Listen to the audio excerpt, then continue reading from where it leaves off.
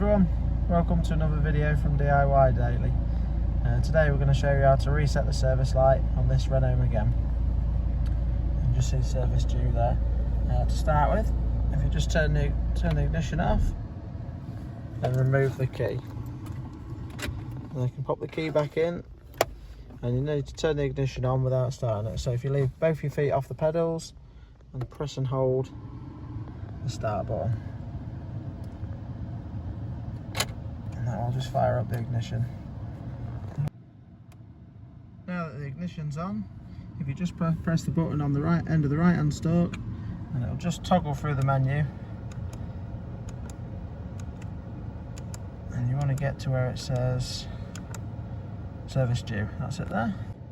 Now that service due is on the display, just press and hold the button on the stalk again.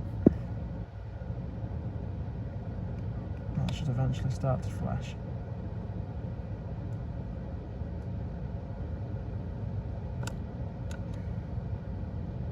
And that's it, reset. See there, it now says 12,000 miles. Thanks for watching, guys.